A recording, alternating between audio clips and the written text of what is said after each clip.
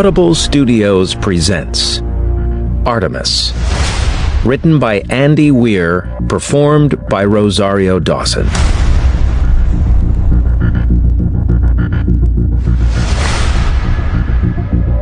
Chapter 1. I bounded over the gray, dusty terrain toward the huge dome of Conrad Bubble. Its airlock, ringed with red lights, stood distressingly far away. It's hard to run with 100 kilograms of gear on, even in lunar gravity. But you'd be amazed how fast you can hustle when your life is on the line. Bob ran beside me. His voice came over the radio. "Let me connect my tanks to your suit. That'll just get you killed too. The leak's huge," he huffed. "I can see the gas escaping your tanks. Thanks for the pep talk." "I'm the EVA master here," Bob said. "Stop right now and let me cross-connect." "Negative." I kept running. There was a pop right before the leak alarm.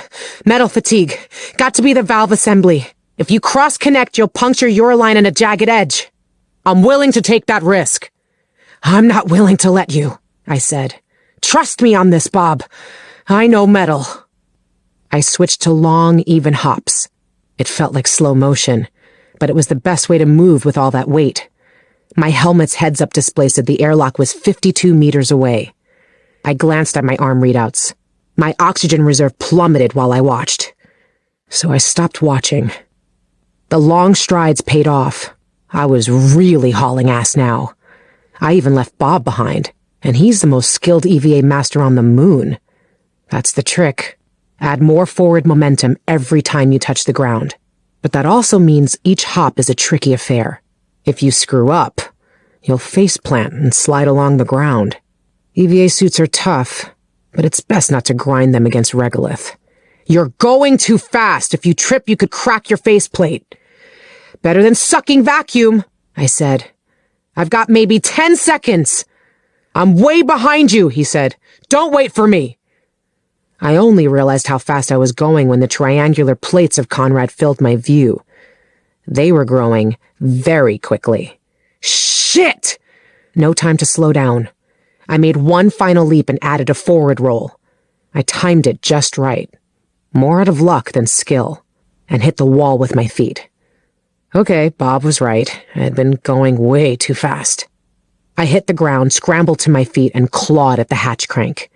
My ears popped. Alarms blared in my helmet. The tank was on its last legs. It couldn't counteract the leak anymore. I pushed the hatch open and fell inside. I gasped for breath and my vision blurred. I kicked the hatch closed, reached up to the emergency tank, and yanked out the pin.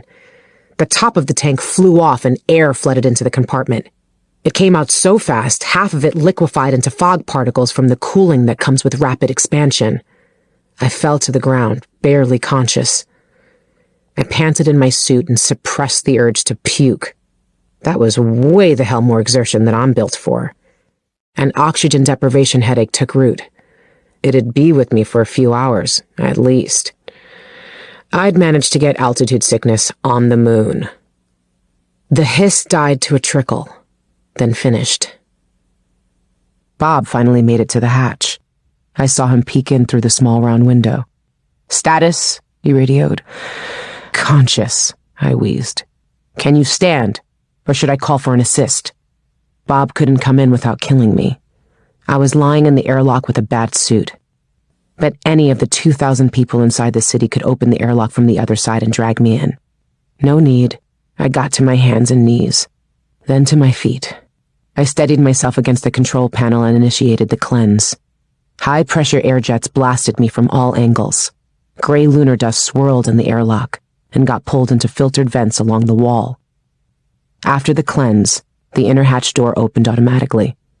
I stepped into the antechamber, resealed the inner hatch, and plopped down on a bench. Bob cycled through the airlock the normal way.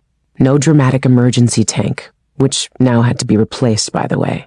Just the normal pumps and valves method. After his cleanse cycle, he joined me in the antechamber. I wordlessly helped Bob out of his helmet and gloves. You should never make someone desuit themselves. Sure, it's doable.